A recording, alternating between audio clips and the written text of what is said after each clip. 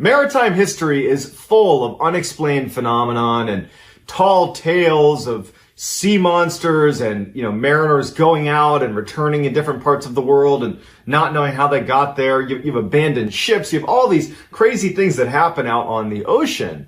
And many of them are just stories. We like to believe them because they're fascinating, but few of them actually hold up and are true. But one story, it is absolutely as fascinating as some of these very tall tales, but also happens to be true. Today, I'm going to cover that story, and it is the story of the lost Hawaiian fisherman. So the too long didn't read version of this story is you have 5 highly experienced Hawaiian fishermen that take off on a daytime fishing trip.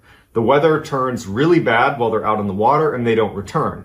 Despite an extensive search effort, they are not located, and after a year, the families and friends of the lost fishermen, they host a memorial service and assume that their loved ones are gone forever.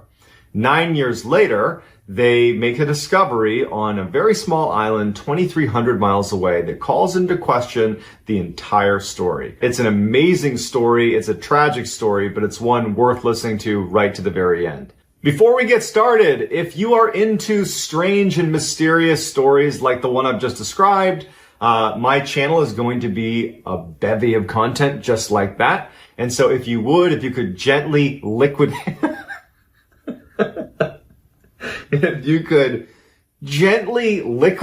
I can't even say it.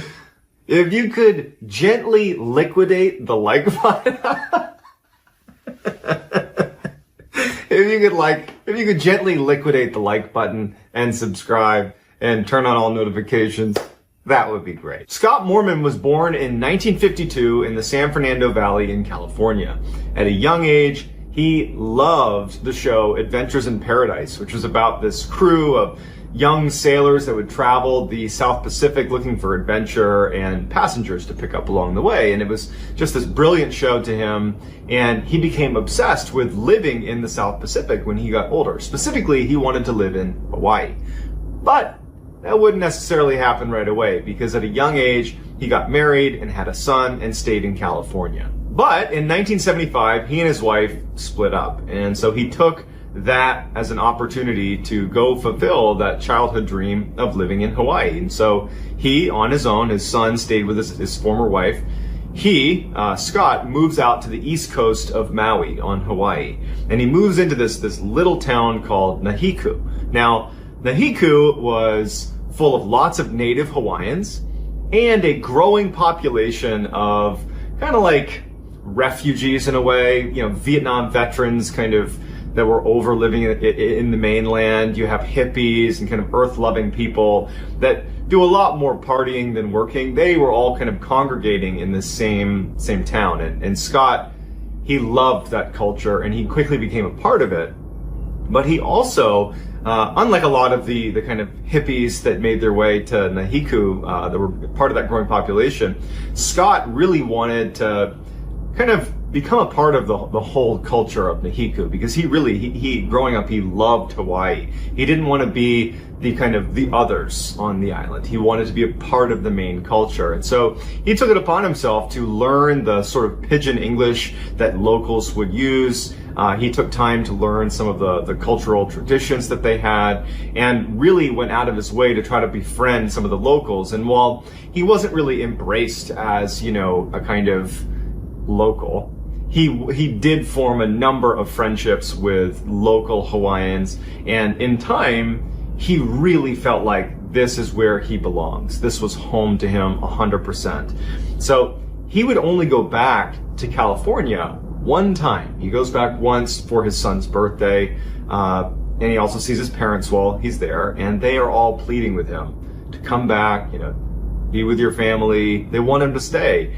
And he says, no, Nahiku is where I belong, and I can't envision myself living anywhere else. And so when he flies back after that one visit to California for his son's birthday, when he flies back to Nahiku, that would be the last time that his son, his former wife, and his parents, his family back in the mainland would see him. That's the last they would see him. On February 11th, 1979, Scott and 4 of his friends decide that they're not going to go to work that day. They all worked construction together. Instead, they're going to go fishing because they all love to fish and the weather was beautiful, so they said, why not? Now, none of them owned their own boat, so they had to ask a friend who had a 17-foot Boston whaler named the Sarah Joe. Their friend allowed them to use it, and so they got their boat, they went to the store, got some beer, snacks, and got some ice for their big ice chest so they could pack it with the fish they caught, that they hopefully caught, and they were on their way. The part of Hawaii that Scott and his friends lived in, the east coast of Maui, at the time did not get any TV stations, and radio broadcasts were done maybe once a week and were hard to pick up. So people in that area, especially fishermen and anybody that was out on the water, they were accustomed to going out without a weather report. They basically played the weather by their eye. They kind of just sized it up and said, does it seem okay? Okay, it seems good, and they would go out. Obviously that's pretty risky, but the locals were pretty good at it, and Scott and his buddies also were very good at this point at kind of reading the weather, and so they thought this day was going to be just fine. Now, in order to get to the place where they intended to fish, they would need to pass through something called the Alenuihaha Channel, which is considered to be one of the roughest and most dangerous areas for all sailors anywhere near Hawaii. So it's a dangerous place. It's at certain points, it is almost 7,000 feet deep. There's very strong surface currents. It's just a risky place to be if, for example, there was a big storm. Now, when Scott and the Sarah Joe crew took off, the water was calm, the weather was beautiful, and by about 10 a.m., when they believed they must have been in the channel at this point, the weather was still very calm. However, a low pressure system had picked up very suddenly between 10 and noon, and so when they probably were somewhere towards the end of the channel when they were going to be making their way into open water to fish, there was beginning to be torrential downpour all along the channel, and it eventually turned into a full-scale hurricane. So on the island, people described this particular storm as being one of the worst they've seen in 50 plus years. This is like a sudden, freak, horrible storm. Of the boats that took off to go fishing out of this East Coast section of Maui, there was 4 fishing boats that went out. 3 returned. The one that didn't was, of course, the Sarah Joe. At 5 p.m., the Coast Guard is notified by their friends and family that they have not returned yet. The storm is still raging, gale force winds, torrential downpour, but they still send out a plane to look overhead. A number of crews were sent out to go look for them, even with the incredible risk of searching in this weather. But considering the dangers they were in, they decided it was necessary. The searchers who were in the boats, the boat crews that were sent out to look for the Sarah Joe crew, they said that at best they could see maybe 50 feet in front of them, and even that was a stretch. So it was a limited search, but they did go out on the day of the storm. Over the next 5 days, the Coast Guard led a search that included 44 planes and boats covering a 56,000 square mile search block for the Sarah Joe, but nothing was found. There was absolutely no trace of them, and so after 5 days, unfortunately, the Coast Guard called off the search. However, the people in their hometown in Nahiku, they knew these 5 men. These were incredibly capable, very experienced fishermen. They were all great swimmers. They believed that because they hadn't found a trace of them, that perhaps they were still alive out there.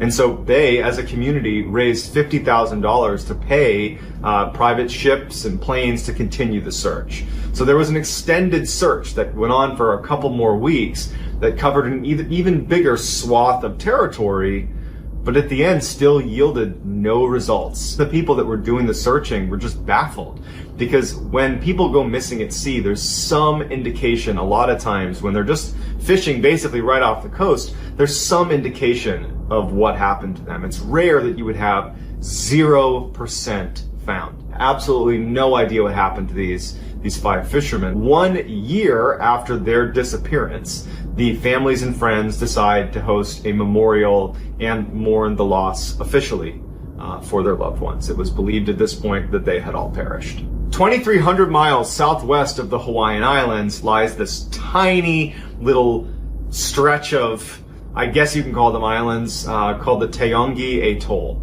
And these little tiny strips of land that were barely higher than sea level barely sustained any life. There was a couple scrub plants that took hold here and there, but there's no fresh water. The only recorded human life that's ever been there was during World War II.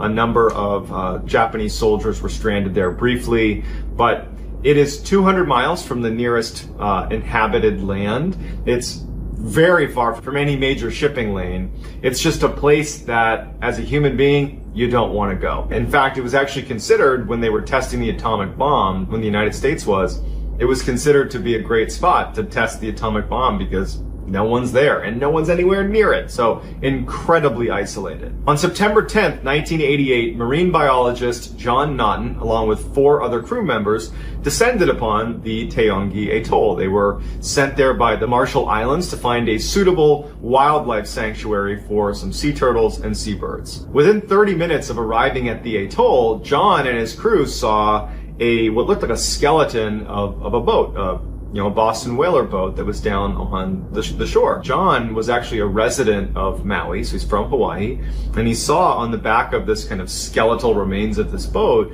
the letters HA, which means it's registered in Hawaii. And so he's intrigued because we're 2,300 miles from Hawaii, and he starts moving the sand away to get a better look to see if there's any more writing on the boat. And he makes out a couple of letters, an S, an R, an H, an O, and E, and he puts it together. He's like, this is the Sarah Joe. This is the boat that went missing 9 years earlier. And the reason he knew it that quickly is because he was one of the people deeply involved in the search efforts to find these lost fishermen. He was like leading search groups. He was totally committed to finding them. And here he is in a crazy twist of fate, 2,300 miles away, almost a decade later, finding the boat. Now, the boat did not initially provide any sort of information about where the fishermen might be. There was nothing on it. It was just the wood, very degraded from water, wear and tear. But the crew decided that they would search the island and just kind of look around, because perhaps the crew, even if it was years and years ago, maybe they landed here and then they ultimately perished once they were here. So maybe we can find their remains or just some sign that they might have been here. John walks about 100 yards away from the Sarah Joe, and he sees what looks like kind of a crudely constructed cross out of driftwood. And below it, he can see that there's a bunch of rocks that have been placed definitely in some sort of decorative way, and it looks like a gravesite. And considering what they're looking for, he thinks there's the first of the bodies that we're going to find. He calls over his crew, and so they begin kind of moving some things aside. They don't want to totally disturb the grave, just to be respectful. But a little ways down, the inside of the grave is not only bones, but they find this little book. The book had no writing in it, and it's hard to even call it a book. It was more like a stack of papers.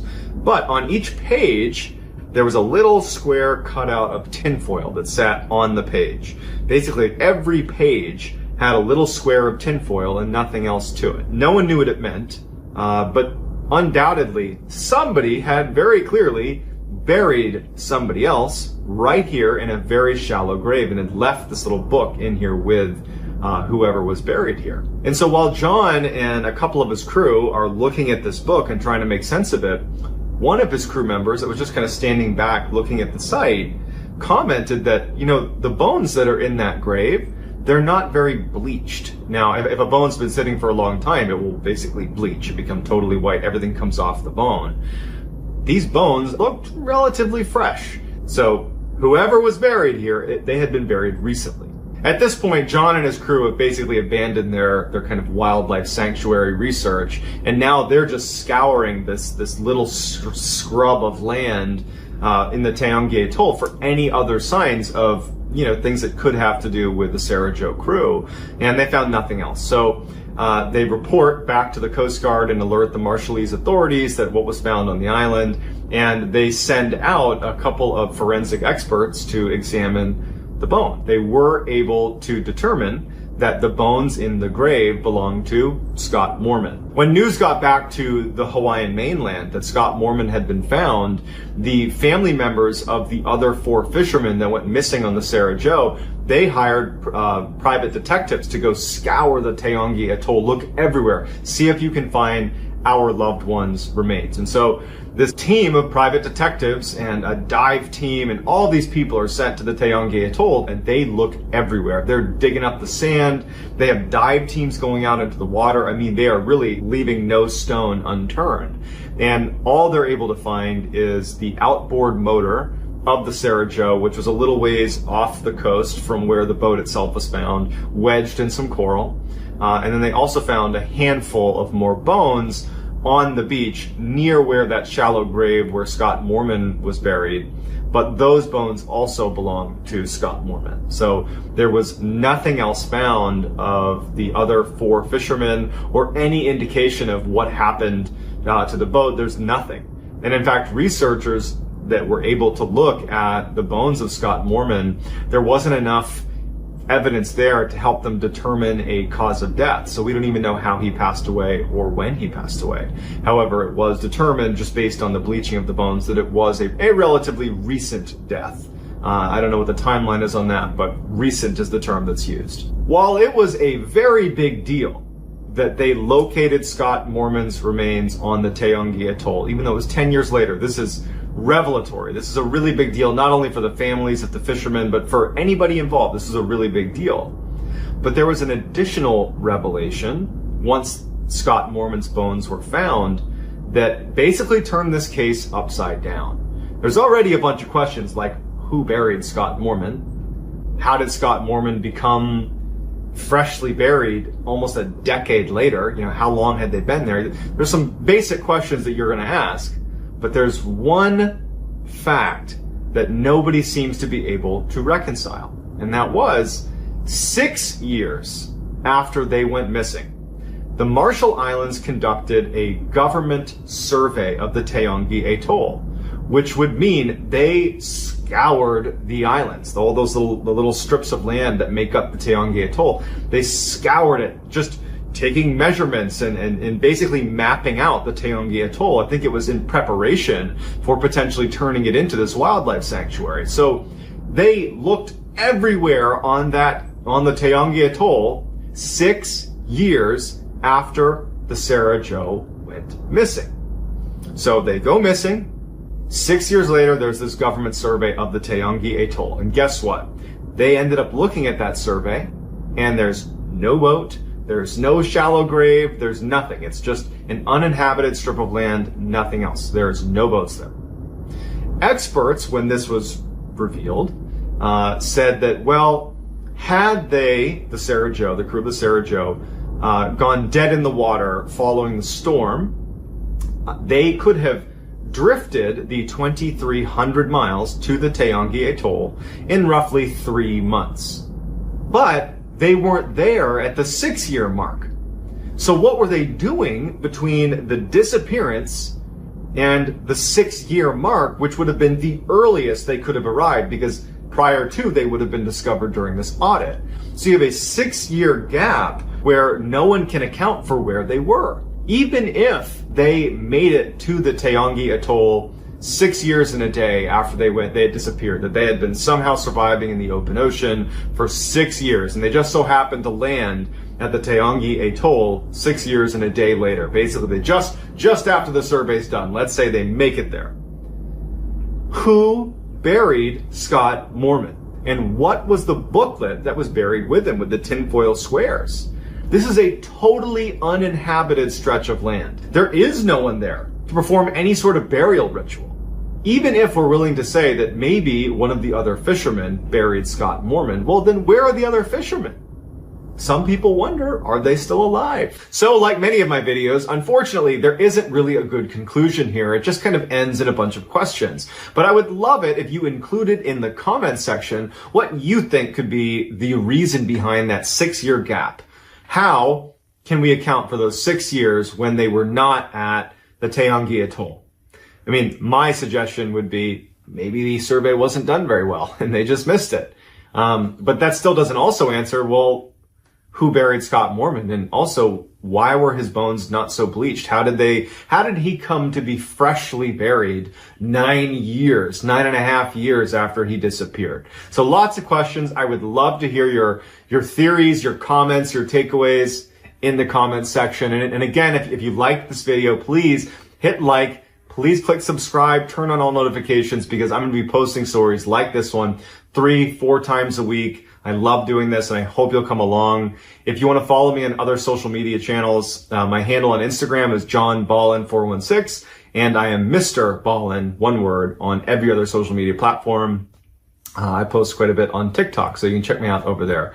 That's going to do it, guys. I hope that was interesting, and I look forward to reading your comments. See ya. I don't know about you, but I am far more interested in mysteries that have occurred in the relatively recent past. I think it's easier to relate to the people involved because they probably lived their lives kind of similar to how you're living now. Different, but similar, right? You know, and also like the information, if you're looking at a case that happened 50 years ago or less, it's easier to fact check that information, and there's probably more information about that case. Whereas if you're looking at something that's happened, let's say hundreds and hundreds of years ago, while certainly there are people involved and being a human being, I can relate to them in that sense, but the way they lived is a lot different than we live now. And so it's very difficult to kind of put myself in their perspective because my experience living on the earth is so much different. And of course, information, even if it was diligently transcribed at the time, it's taken hundreds of years to arrive in front of me now. And so the opportunity for information to change or to be passed down inaccurately or to just be a straight up embellishment is much higher. So the accuracy of information in older cases, it's a little bit up for grabs. So I tend to be interested in more recent mysteries. But there is one case, in fact, it is the oldest unsolved mystery in American history that I have been fascinated with ever since I heard about it in grade school. And the reason I'm talking about it now in this video is not only have I found it fascinating, but there has been some recent discoveries, as recent as 2011, that totally changed the theories about what could have happened in this particular case. And the case I'm referencing is the lost colony of Roanoke. The too long didn't read version of the story is when England first tried to colonize America, they set up a colony on Roanoke Island, which is right off the coast of North Carolina. And when it wasn't going very well and the early colonists, they needed more supplies, they sent their leader back to England to get more supplies. But when he came back, the colony was gone. All 115 people gone without a trace. And all that was left were two strange messages. One was on a tree and one was on a fence post right in where the colony used to be. And for centuries, historians and amateur sleuths alike have debated what those messages mean. But a recent discovery in 2011 completely changes people's interpretation of what happened at Roanoke. Before we get started, if you are a fan of the strange, dark, and mysterious, delivered in story format, well, you've come to the right channel because that is literally all I'm going to be doing. And I post 3 to 4 times a week. So if that appeals to you, if you would, please gently assassinate the like button and then turn on all notifications so you don't miss any of these cool stories. All right, let's dive in. By the late 1500s, England wanted to colonize America. And in the early 1580s, an Englishman by the name of Sir Walter Raleigh was basically given a permit to go colonize America. Basically, it said, okay, it's 1580, and you have until 1591 to colonize somewhere in America. If you can't do it by then, you're going to lose your permit. He starts getting funding together. He starts, looking on a map to figure out where's a good spot to land. And by 1584, he's ready to launch his first reconnaissance mission to America. So in 1584, 2 ships make their way to North America and they land somewhere in the Outer Banks in North Carolina. They land and they actually quickly befriend the local Native Americans that are there. And in fact, they invite these English people to come to their village, which was on Roanoke Island, also in North Carolina, not too far from the Outer Banks. And so these early English settlers are brought to this village and they're able to coexist with the Native Americans really beautifully. They're sharing trade secrets, they're learning how to hunt, they're learning how to do all the things that you would need if you were going to live in this new land. And again, they're being embraced by the local population, which was huge. So after 1 month of this reconnaissance mission, that group of early settlers is really excited about the possibilities of settling in America. So they make their way back to England, and they share their findings with Sir Walter Raleigh, and preparations are immediately began to launch an actual colonization effort into Roanoke. So 1 year after this initial reconnaissance mission, Sir Walter Raleigh is ready to launch this full-fledged effort to colonize America. And so he sends 7 ships with 600 men and supplies that were designed to last that group of people for a full year. And so everything's going beautifully. They're sailing their way over to America. And when they reach the Outer Banks, their flagship, the biggest and best ship they had that was carrying the bulk of their supplies, their food, their fresh water, it ran aground, and a lot of their supplies fell into the ocean and were spoiled. And so this is a devastating blow, and they know immediately that, well, not everybody on this fleet can actually land here. So they sent 500 men back to England and only landed 100 of the original 600 in Roanoke. Now, as soon as this second round of settlers, these 100 men, landed in Roanoke, they went and spoke with the local Native Americans. There was already good relationships built from that first reconnaissance mission, and these settlers were given permission by the local natives to build their colony in Roanoke. So they begin constructing their colony, and everything is going off without a hitch. In fact, the Native Americans were incredibly generous. They worked closely with the settlers and, did their best to support them however they could. Now, the settlers, they still needed more supplies. They didn't have this robust supply that they planned on having because much of it was destroyed in that shipwreck as they initially made their way in. So they had been promised by the 500 returning crew members that they were going to send supplies by the following winter. So they're anticipating this shipment of new supplies, and as they get closer to the wintertime, the 100 settlers that are there, they're running incredibly low on supplies to the point where they actually basically run out.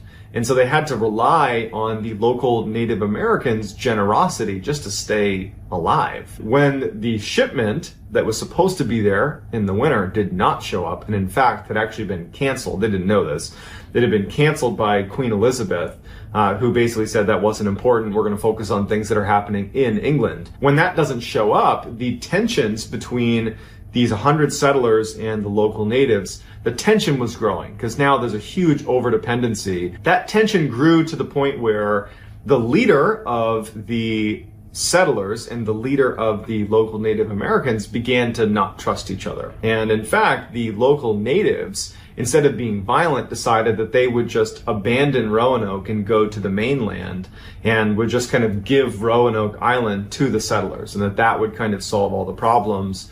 But the English settlers took their retreat as a sign that they were actually going to the mainland of North Carolina, these Native Americans, and were going to be forming alliances with other tribes, and then they were going to come back out and wipe out the 100 settlers. We don't know if that's true, because what happens next is the English settlers, in kind of a fit of paranoia, they preemptively cross the water and they make it to the mainland and they attack the Native Americans that had previously been helping them and keeping them alive, and they actually wiped them out. These English settlers come back to Roanoke Island, and now the paranoia is even higher, because now they don't have supplies, they don't know how to live there, they've just basically started a war, and it just so happens that an English-bound fleet was passing by the area on their way back to England, and when they stopped at the colony, the settlers were basically in a panic. I mean, at this point, they've just recently,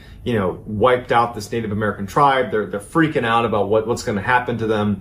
And they were in such a rush to abandon the colony and evacuate that only 97 of them got on the ships and left. They literally left 3 people there. They said, well, they're not here for the evacuation, so we're out of here. And so sure enough, that fleet took the 97 settlers and they left, leaving those 3 settlers to fend for themselves. As irony would have it, just days after this evacuation, Sir Walter Raleigh, he had sent additional ships with resupplies and reinforcements to Roanoke, and they literally arrived like a couple days after this mass evacuation. But when they arrived, the colony was abandoned and they didn't find those 3 men that were left there. So Sir Walter Raleigh's reinforcements just left.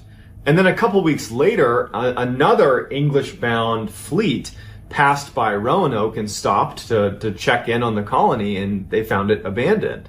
And because they had so many people on this fleet that was passing by, they decided to leave 15 crew members at the colony because they felt like this is an English colony.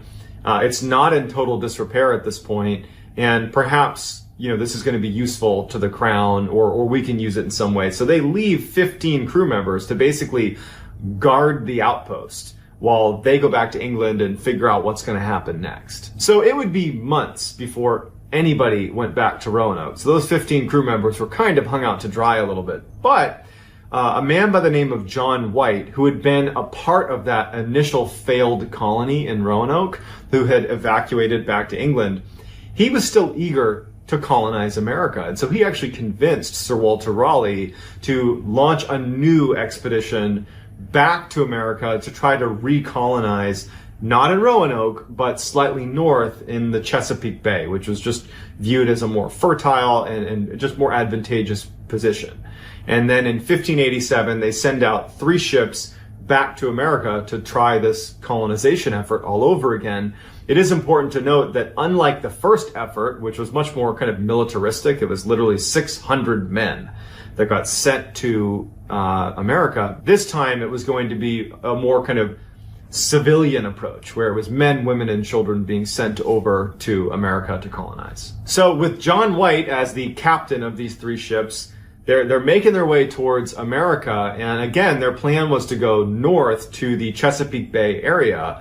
But they intended to pass by Roanoke on purpose because they knew about those 15 crew members that had been left there, almost a year prior. And so they intended to stop at Roanoke and basically have a meeting with those crew members, give them supplies if they needed it, and then make their way up to the Chesapeake Bay. However, something strange happens where the chief navigator, a man by the name of Simon Fernandez, who had navigated during the initial reconnaissance mission, the very first trip to America, also navigated for the second trip to America when they brought the 600 men. Now navigating for this third trip with John White. He had the charisma of a real leader and was frankly just very well respected. He's an incredible sailor. And even though John White was technically the captain, really it was Fernandez that really had the respect of all of the people on this trip to America. And so for some reason, Fernandez decided that he just didn't want them to go up to Chesapeake Bay.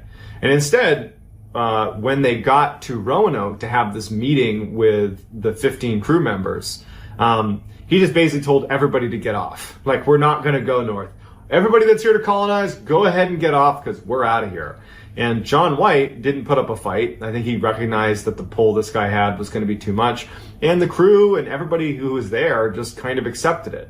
And so even though it was a total deviation, they just begin to colonize Roanoke, even though, again, that was never their plan. So as they're literally descending upon Roanoke, they're getting ready to meet with these 15 crew members who they're really hoping are still alive, but there's no sign of them. There's no sign of the crew that were left behind, and all they find is like a little pile of bones. And John White speculated that, perhaps this is a sign that the crew members were, attacked by, the Native Americans that were seeking revenge because they had been wiped out from that initial group that had been here, the initial English settlers. John White's suspicions would actually be proven true when just a few days after the 100-plus group of colonists that kind of began setting up camp in Roanoke, a man by the name of George Howe was, away from the colony a little bit, and a group of Native Americans surrounded him and shot him with 16 arrows. So it was kind of like a message to the settlers that, like, you're not welcome here. Your predecessors that wiped out an entire tribe, yeah, we haven't forgotten about that. So you're not allowed to be here. It was not a good start for John White and his new colony. Feeling like the colony was kind of doomed from the start, the colonists actually told John White, hey, if this is the way it's starting, we need more people here, we need more supplies, like this is not a good start. We are not set up for success here. You need to go back to England and get more supplies and bring them back here, because without that, we're doomed. And it just so happened that Fernandez, the guy that had kind of ditched them, he hadn't left the Outer Banks yet. He had anchored at the Outer Banks, and he was basically still available to take people back. And so John White initially was against the idea because he didn't want to be viewed as someone that was kind of abandoning the colony when he got back to England. And John White's daughter, who was pregnant, was there. She was one of the early colonists. She was there in Roanoke, and he didn't want to abandon her.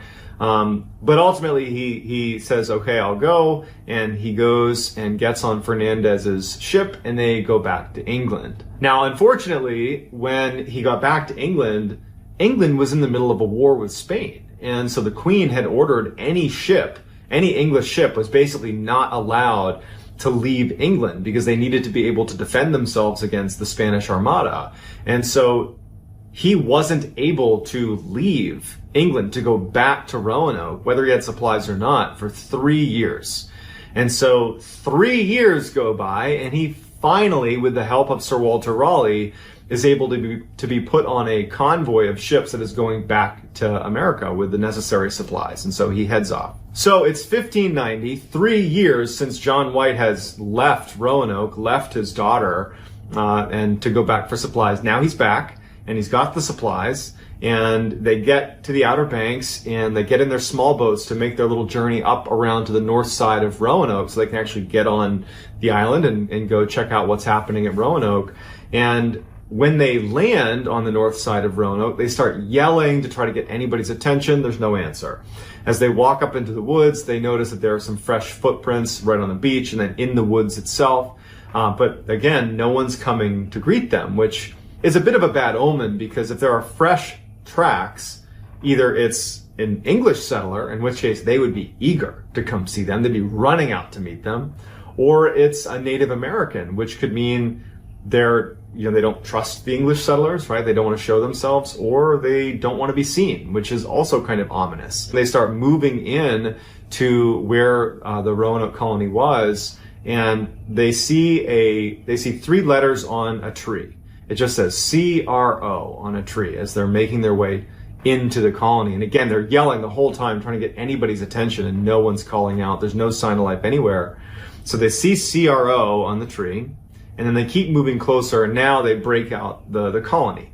And the colony, when they left, had not been heavily fortified. Now it was very heavily fortified with big pikes, basically like wooden pikes lining the outside of this basically looked like a fort. And on one of the wooden posts that was kind of fortifying the outside of Roanoke was the word Croatoan. There is not only nobody inside of this heavily fortified colony, this kind of fort, if you will, it looked like no one had been there in years. The grass was overgrown, basically anything of value had been looted effectively. The only things that were left were like really heavy objects that would have been difficult to move. But there was also no sign of a struggle. There was not like human remains anywhere. There wasn't a clear sign of struggle. I mean, obviously it's this well fortified area, which leads you to believe that they were at least anticipating some sort of attack. But there was no sign of a struggle. They're just gone. John White, he would write about this experience when he arrived and just discovered the colonies vanished. 115 people just gone, right? He wasn't actually concerned because the writing that he saw on the tree and on the wooden post to him meant something really specific. Before he left to go back to England to get the supplies, he had spoken with the people that would be staying there and said, look, if you need to abandon Roanoke for any reason, we need to have a system worked out to where if I come back and you're gone, I need to know what happened. And so you need to leave me a clue. You need to write a clue somewhere of where your destination is. If you're going by choice, just write the destination. If you're being forced, write the destination with a cross. And that will, to me, signify that you've left in distress.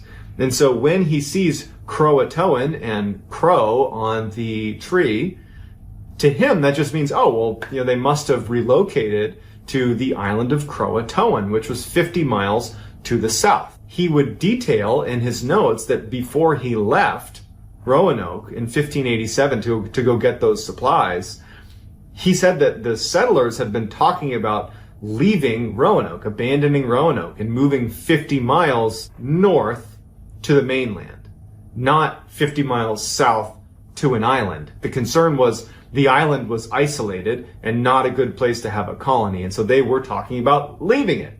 And so he just kind of casually mentions in his notes, oh, well, they were thinking about leaving to go 50 miles to the mainland, so that might be why they're at Croatoan Island. But that doesn't really make any sense, because you're just kind of abandoning one problem set for another. Like, you want to leave an island because an island has unique problems. Why would you go to another island? You would go to the mainland. So that was kind of problematic. So John White believes they've just up and relocated to the Croatoan Island. And so he quickly takes his men and he goes back to the ship, and they begin to turn and set their course to go south the 50 miles to the Croatoan Island. But as fate would have it, the anchor line snapped as they're trying to make their way south to the Croatoan Island, and the weather was getting progressively worse and worse, and they start drifting north and north until finally the captain of the crew just said, look, we cannot go to the Croatoan Island. It's not going to be possible. And so they had to return to England. John White never would return to America. So he actually would end up dying with absolutely no idea what happened to the colony. And in fact, no one really knew what happened to the colony. It was just this huge cliffhanger. The assumption is they've gone to the Croatoan Island, but no one could prove that they really had. Literally, for centuries, people just speculated as to what could have happened to this colony. I mean, there's the assumption that perhaps they did just go to Croatoan and eventually kind of assimilated with the Native Americans there, and they just became a part of the culture there. There was other theories that they were wiped out at some point by angry Native Americans, but it was all just assumptions until the 1930s, when a small stone was found by a man just out walking around, and he turned it into a museum, and they looked at it, and it was written by Eleanor Dare, who was the daughter of John White, the pregnant daughter that he had abandoned and didn't get to see again.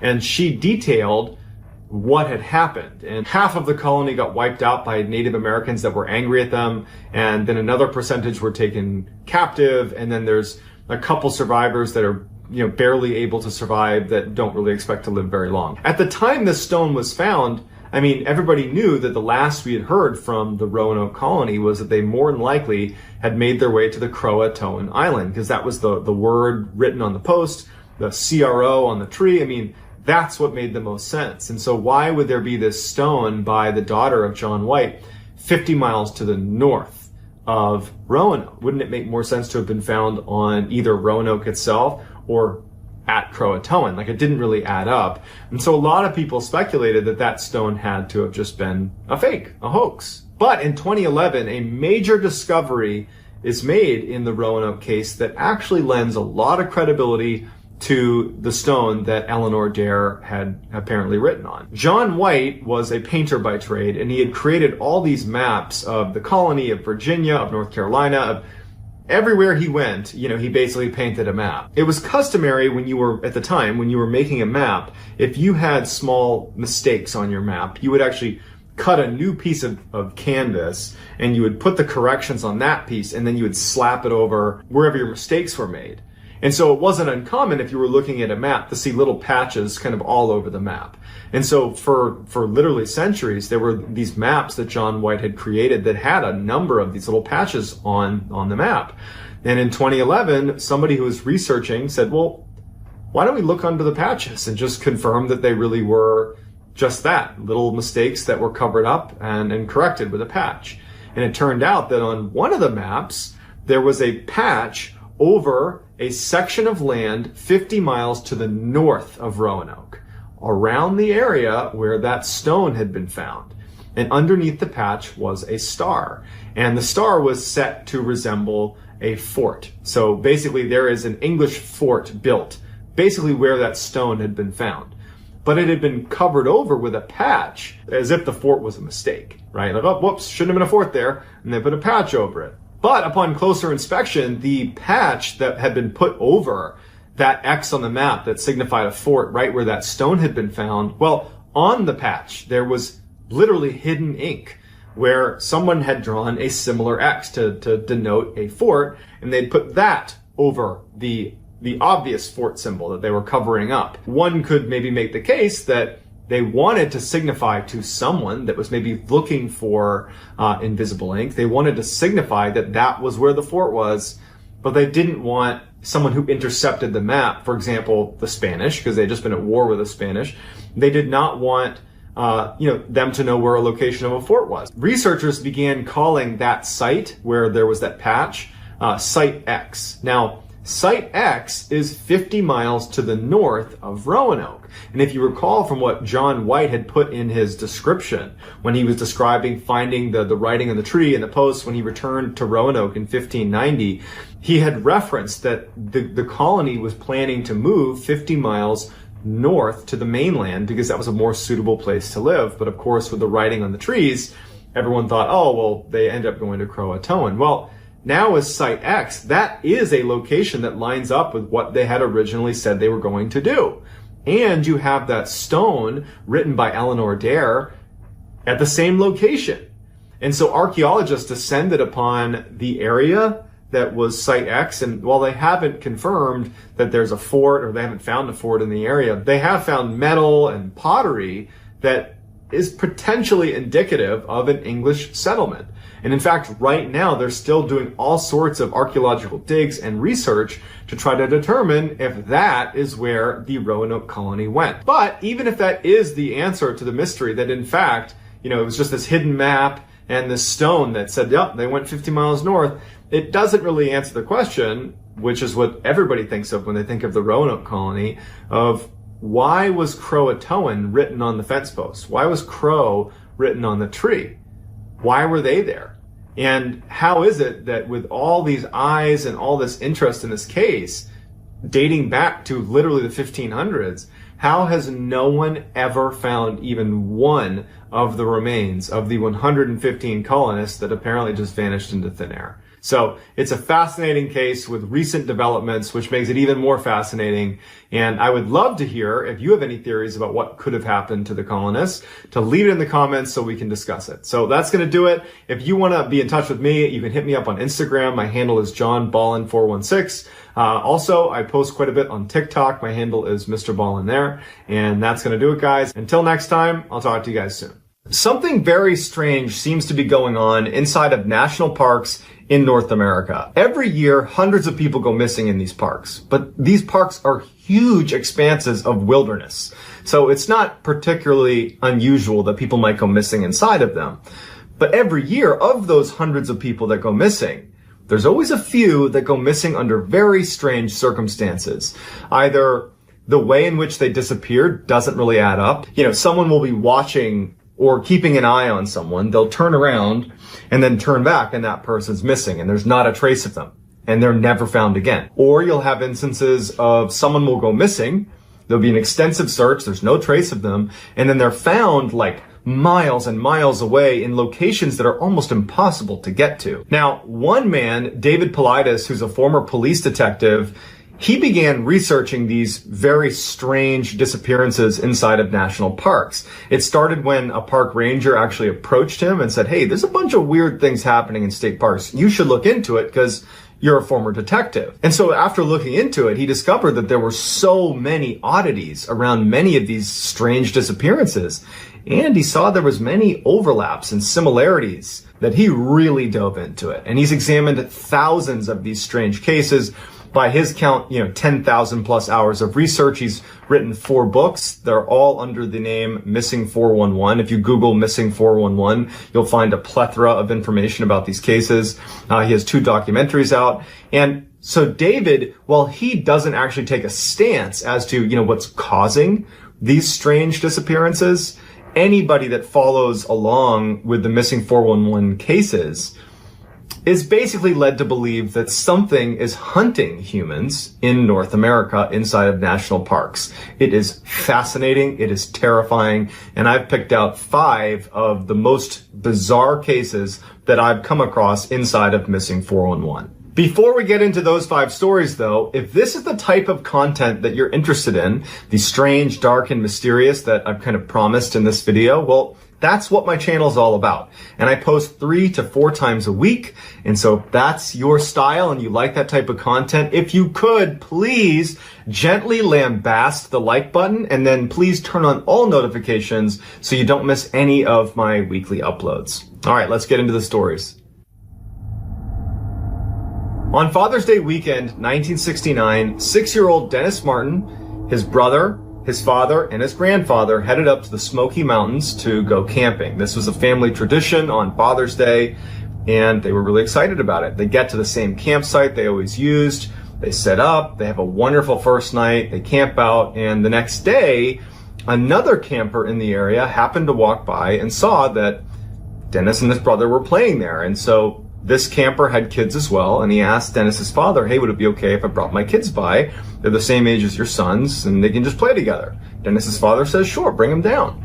And so the man goes, gets his kids, they come back, and before long, all the kids are playing hide and seek. Now, Dennis's father would say that he had an eye on Dennis the whole time. He was just at a distance, but watching his son to make sure he didn't get lost.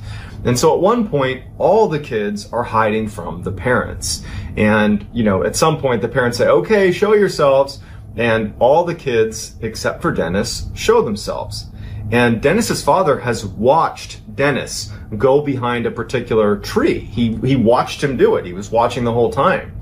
And so when they said, come on out, and he didn't come out, he actually wasn't that concerned because he knew exactly where his son was. And then after a few moments, he yelled to his son directly and starts walking over and says, Dennis, come out, Dennis. I know you're behind the tree. And when he finally got over there, Dennis wasn't there.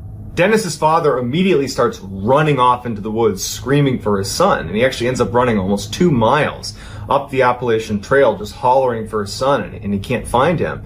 And then the rest of the family had broken up and was searching the area because they're thinking, like, he couldn't have gone very far. He was literally just here. And Dennis's father had said before, like, I watched him go behind the tree. I watched him. I don't know where he is, but I watched him go behind the tree.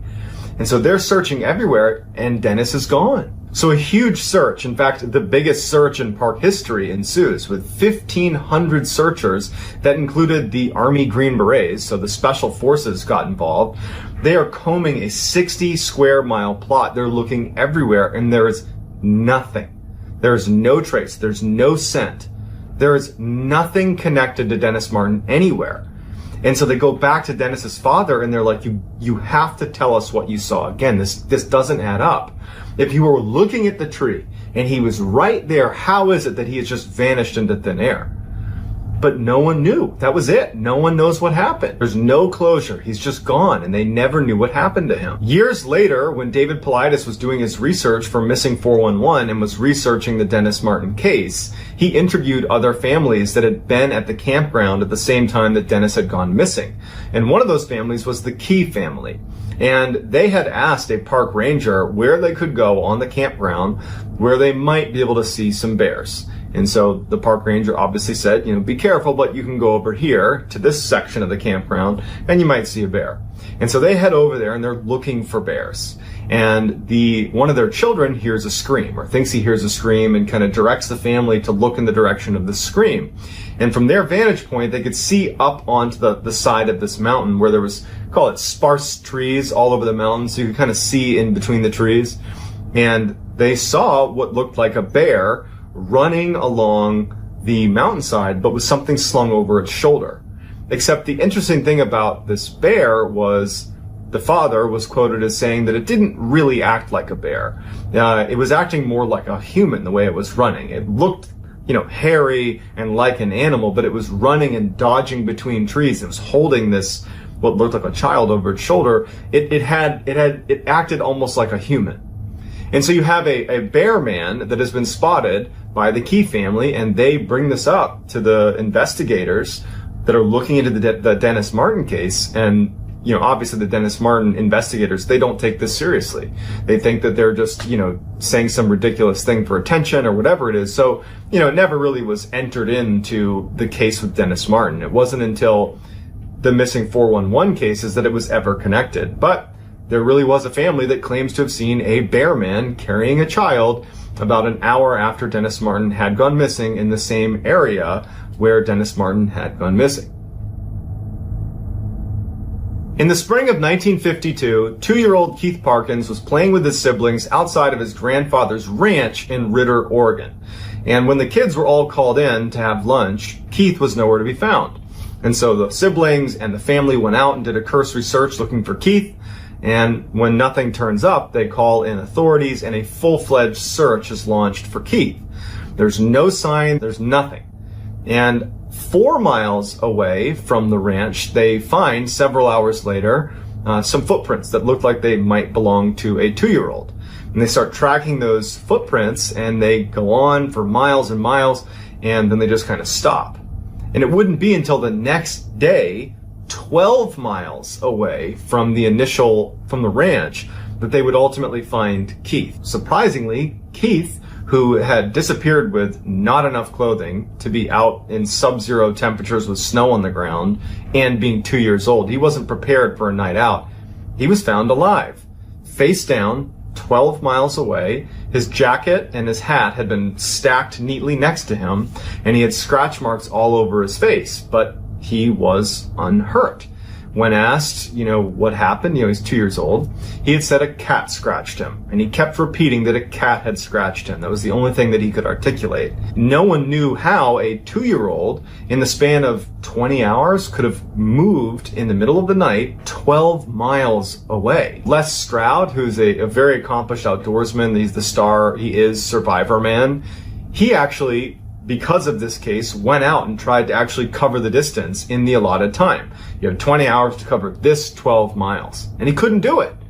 And he even said, it's not possible for a 2-year-old to have covered this distance, let alone survived the exposure to the elements in the time that he was out there. But somehow he did. And, years and years later, Keith was interviewed, because now he's a grown man, he was interviewed about what happened. And he has no idea. He has no memory of it. At the end of 1973, 19-year-old Charles McCullough, who was an amateur photographer, had been doing a West Coast tour of the United States, going to all the different national parks to photograph beautiful scenery.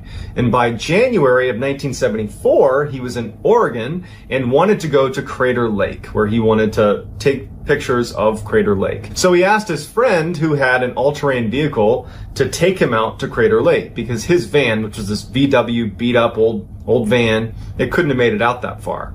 And as his friend is driving him out to Crater Lake, Charles says to him, kind of jokingly, if you don't hear from me in a couple of days, file a missing person report. And sure enough, a couple days later, when Charles doesn't show up, that friend does file a missing person report, and an extensive search is conducted at Crater Lake to find Charles. There's no sign of Charles. There's nothing. There's no anything about Charles. And his father actually flew out there and stayed for several months, just constantly searching the area, found nothing. So nothing is found. So a year later, a couple of backpackers were hiking the area around Crater Lake, and they get lost. They take a wrong turn, and they're well off the trailhead, and they discover a backpack. In the backpack, they found a strange-looking Volkswagen key that anyone that knew Charles McCullough knew that he had this strange key. And so when they found it, it was a distinctive key. And so when they gave it to police, it turned out that it was Charles McCullough's backpack. So investigators went out and started looking in the area that this backpack was found, which was 12 miles off the trailhead. So this is well off the trailhead. And near the backpack, they find what remained of Charles McCullough. So they found his pants unbuttoned and on a log, as if he was sitting on the log and then just disappeared into the ground. But his pants were still there. Sticking out of the pants were his socks, no shoes, and in the socks were his feet bones. There was no jacket, there was no upper portion of his skeleton. 12 feet away, they find a portion of his skull. And that is the last thing they find of Charles McCullough. And ultimately, it was determined that he died of natural causes. His family was not prepared to accept that. However, when you look at some of the circumstances, we have, he's missing his jacket, he's missing his boots, he's missing his photography equipment, his head is detached from his body. He was also 12 miles off the trailhead. And when he went missing, there had been approximately 5 to 7 feet of snow that had dumped in the area. So how did he move 12 miles off the trailhead in 7 feet of snow, especially when you consider he was not an outdoorsy type. And even when he got dropped off by his friend that drove him out there, he even said later on that he felt like Charles was very ill-equipped for the environment he was going into. But at the end of the day, it was left as, sorry, he went missing and he died of natural causes, and that was that. Bart Schleyer was a famous outdoorsman and hunter. He was just one of those people that you could drop into any environment and he's not only going to survive, he's going to thrive. A testament to that would be he spent months in Siberia tracking and catching Siberian tigers. He was like a world-renowned tiger tracker. He's just like this super rugged, super competent outdoorsman. In September of 2004, Bart books a float plane to take him 175 miles north into the Yukon Territory in Canada for him to go hunt moose on his own for 3 weeks. He had all the right equipment. He was obviously extremely capable and no one thought twice about it. When he got dropped off, he told the pilot, meet me back here in 3 weeks. And so off he went. The plane leaves and comes back 3 weeks later, and there's no Bart. Now, the pilot knew Bart was like a god in the wilderness, and so he wasn't really concerned, but, he went over to where he had been told his campsite would be, and he found the campsite. And it looked like someone was still living there. It didn't look like it had been destroyed at all. And then near his campsite, he found a dry bag, which looked like it had an indent on it where someone might have been sitting on it up against a tree. And then next to the tree was his bow and some arrows. And it looked like an area where a hunter might have been sitting to call in moose, but there was no Bart. Near the dry bag and the bow and arrow, they found Bart's teeth and a couple of shards of bone. Initially, the thought is, well, a large predator must have snuck up on Bart and eaten him. Except there's a couple of huge problems with that theory. One, Bart, his friends at least would say, and people that knew him would say, he would never get snuck up on by a large predator. He was so accomplished in the wilderness, like he was always a step ahead of everything around him. So the idea that he would just be sitting there one day and a bear would just happen to sneak up on him is pretty far-fetched. Also, in the area where his teeth and some of his bones were found, there was no sign of what they call a death struggle, where you're fighting for your life, you're smashing into everything. There's none of that. There's no marking on the ground or in the surrounding areas that a large predator had attacked him. Also, his camp had food out in the open, and if a large predator had come through, like a bear, after it finished with Bart, it would have raided the campsite, and it didn't. And so the way this was left was he was attacked and eaten by a predator. But nobody believes that because that wouldn't happen to Bart, and the circumstances around his campsite didn't really add up. In 2002, Christopher Tompkins was working as a surveyor, and he was assigned to this 4-man survey crew that was working in Harris County, Georgia. And they were walking along this road spaced about 50 feet apart, all 4 of them. And Chris was the last one in line. And the third one in line would later tell investigators and police that as they were walking along the road, he would periodically turn around to just, for a quick second, make sure Chris was still there. And as they're walking along with no sound or any indication that anything's happened, he turned around, saw Chris, kept walking. A few minutes later, turned around, and Chris is gone. The third guy hails the other 2, and they go, and they're like, where did Chris go? They're looking down the road, like maybe he stopped, maybe he stepped off the trail, but they can't see him. And they go back they start walking down the road towards where he would have been, and they find on the ground a pile of loose change and some of his tools that would have been in his pockets. And then they see one of his boots stuck in the barbed wire, because there was a little barbed wire fence that was running the length of this road. One of his boots was stuck in the barbed wire, and there was nothing else.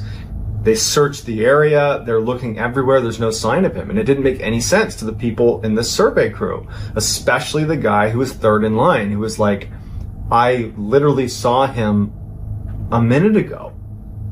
And there's no way he could have gotten away without me hearing or seeing some indication of where he was. But there was no sign of him and he was gone. So after this huge investigation, they don't find any sign of him. And that's it. They're just like, yeah, he's gone. They did find 9 months later, they found his other boot near a swamp 900 yards away, but it didn't provide any more clarity into what happened to him. However, if you look at the pile of loose change and things that were in his pockets that were on the road, it indicates that at some point he may have been turned upside down. And if you think about the entirety of all of these strange stories where the idea being someone could be hunting humans, just picture in your head Chris Tompkins walking along and something flipping him upside down, dumping the contents out, and then being gone in a matter of a minute where no one can see where they went. These 5 stories are just a fraction of the literal thousands of others that are covered in the Missing 411 series. And while many people believe that all of the cases in Missing 411 and any others that ultimately are considered strange inside of these national parks have a rational explanation, even if we don't know what it is. Whereas another group believes that this Missing 411 phenomenon is an indication that something is hunting humans in the national parks across North America. Some say Bigfoot, some say aliens, some say something else. But paranormal is certainly the other camp in terms of trying to explain away what these strange disappearances are from or what's causing them. Whether or not we ever find a definitive conclusion remains to be seen, but I would love to hear what you think is going on inside of these strange cases of Missing 411, whether it's a rational explanation or maybe something paranormal or some other option. But I'd love to hear what you have to say in the comments. And that's going to do it, guys. If you enjoyed this, please, if you could, gently lambast the like button and turn on all post notifications so you don't miss any of my 3 to 4 weekly uploads every week. If you want to get in touch with me, please DM me on Instagram. My handle is JohnBallen416. Also, I'm very active on TikTok, and my username is Mr. Ballen over there as well. And that's going to do it, guys. Until next time, take care.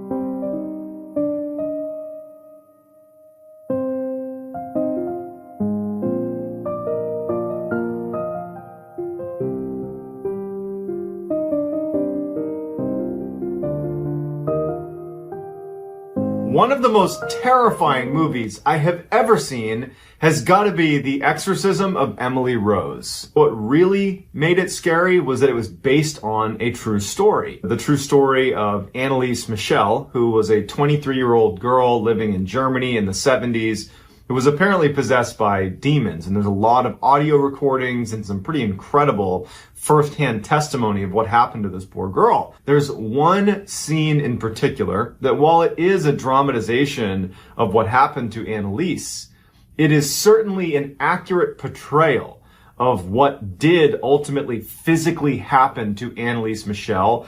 And it is one of the most hair-raising, horrifying scenes in movie history, in my opinion. It is just downright disturbing. And so today, I'm going to be looking at the real story that movie is based on, which is, of course, the exorcism of Anneliese Michel. But before we get into today's story, if you are a fan of the strange, dark, and mysterious delivered in story format, well then you've come to the right channel, because that is literally all I do. And I upload 3, sometimes 4 times every week. So if that's of interest to you, if you could, please gently eviscerate the like button and then subscribe and turn on all post notifications so you don't miss any of my weekly uploads. All right, let's dive in. Anneliese Michel was born in 1952 in Western Germany to a fiercely religious family. Devout Catholics who believed in some of the more extreme elements of the Catholic faith.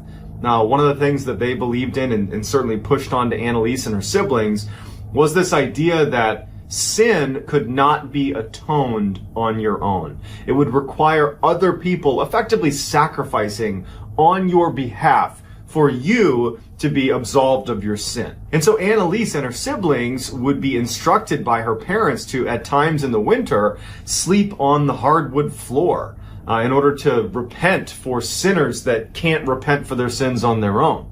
And so she'd be laying on the floor in the middle of the winter, thinking that what she was doing was saving other people from their own sin. In 1969, Anneliese would have her first seizure. She was at school, she suddenly started seizing up and convulsing, and her classmates would later tell investigators and her family that it was almost like she'd entered into a trance-like state while she was having this seizure.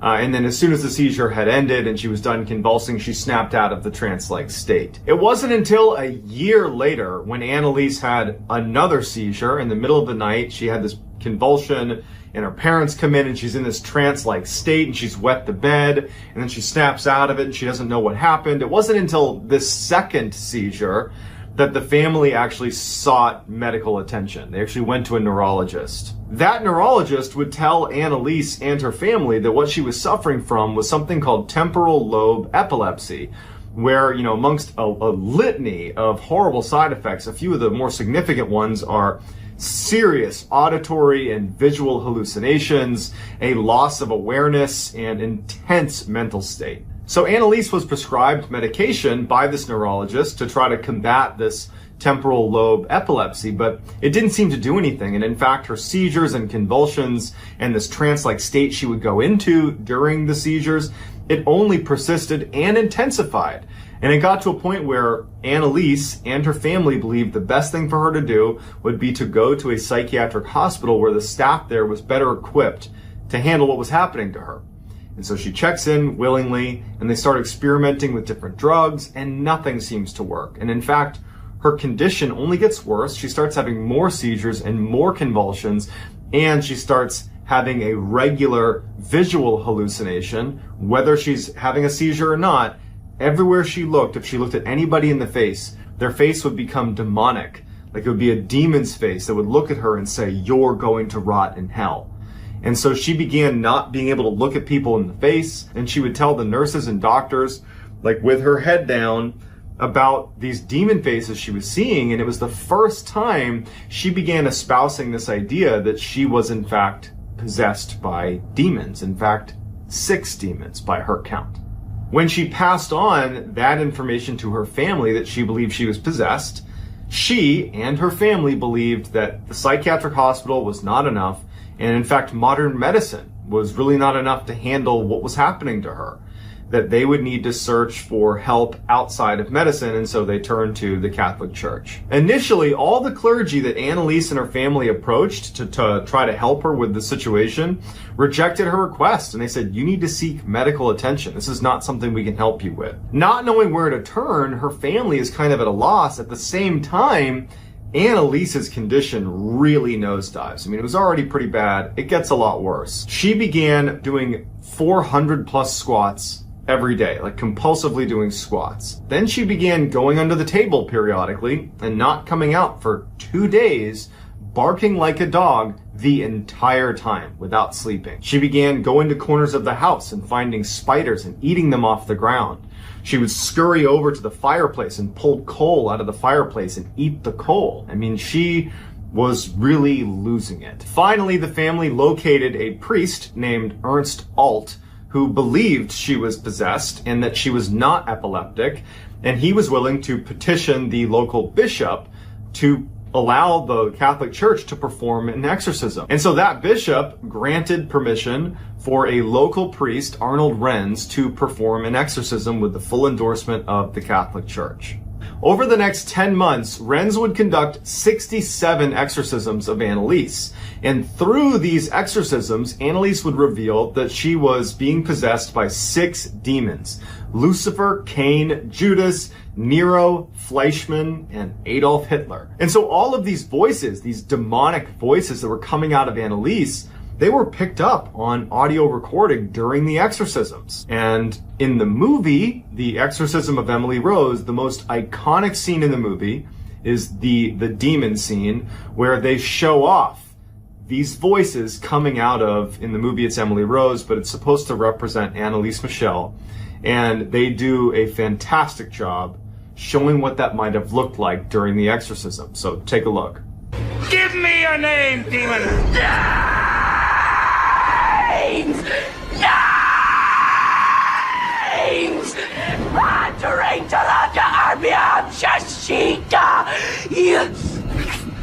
Ancient serpents! Depart from this servant of God! Tell me your 6 names! We are the ones who dwell within. Ni hushohen betokai Queen habitabit in Rome. Noi tesa parothen in Judai. Mikligio. Anablia. And I am Lucifer, the devil in the flesh. And now I want you to take that scene you just watched of Emily Rose being possessed by these demons and think about that as you listen to the actual audio recordings of Anneliese Michel during one of her many exorcisms.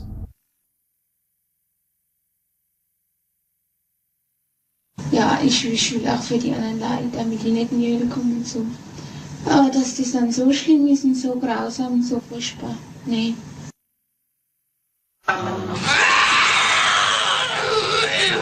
Gekletze! Nein, Gekletze! Und der Mami Gekletze! Oh, und der Villane!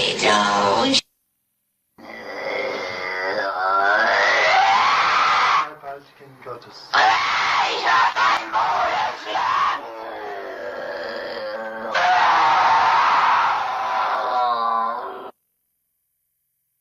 Die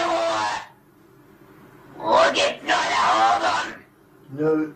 Ruhe gibt nur dort, wo die Liebe ist. Ja, bei uns gibt's nur ja nun.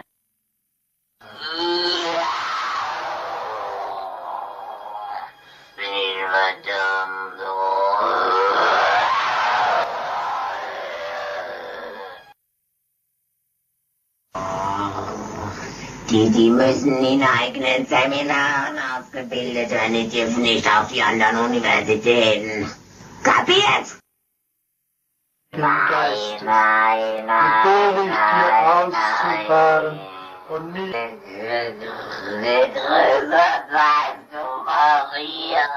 Initially, the exorcisms seemed to make things better for Anneliese. She got to a place where the seizures and convulsions and trance-like states and odd behavior were so few and far between that she actually re-enrolled in university and was even able to attend church. But it didn't last. In the spring of 1976, Anneliese's convulsions and seizures and odd behavior came back tenfold, and she began becoming violent with her family members to where they couldn't even be around her without being attacked by her. But when she was left on her own, she would harm herself. She stopped eating, saying that the demons were not allowing her to eat, and all day long she would stand up and then drop to her knees to pray, and then get back up and drop to her knees to pray, breaking both her kneecaps and tearing the tendons in her knees, which seemingly did not faze her. But still, her family believed that what she needed was religious intervention, not medical intervention. Also, Annalise felt the same way, but some might say that she was not in a position to make that decision, that she had lost her ability to make that decision. But either way, they continued with the exorcisms. The final exorcism of Annalise took place on June 30th, 1976. And while Annalise did submit willingly to this exorcism, she was incredibly frail. She weighed under 100 pounds. And by the following morning, on July 1st, 1976, she had passed away due to dehydration and malnutrition.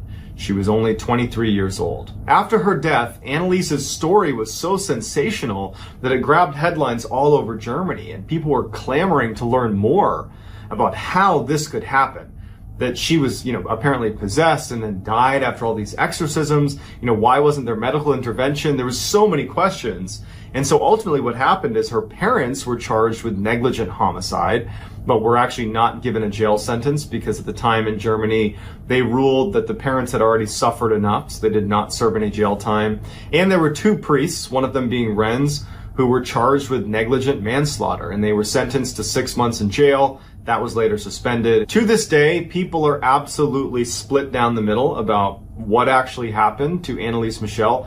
Was it possession, or was it, like the neurologist said, a form of epilepsy, or was it something else?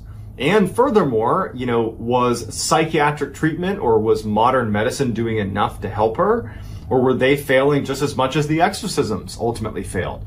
It's a question that to this day people are really unsure how to answer. Her gravesite has become sort of like a monument for many churches around Europe. They will go and basically make the pilgrimage to her gravesite to pay their respects to a girl that they believe in some way died for their sins.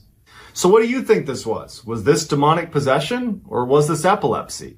Or was it something else? And how do you think they should have treated this case? I mean, obviously the medication she was on was not making it any better, but at the same time, the exorcisms didn't seem to do much better either. So how do you treat something like this? Let me know in the comments what you think, and I'll do my best to respond to as many as I possibly can. All right, that's going to do it, guys. If you were interested in this story and like this type of content, if you would please gently eviscerate the like button and then subscribe to this channel and turn on all post notifications so you can get the 3 to 4 weekly uploads that happen on this channel every week. If you want to get in touch with me, you can hit me up on Instagram. My handle is JohnBallen416. I'm also very active on TikTok, where my handle is Mr. Ballen as well. That's going to do it, guys. Until next time, see ya.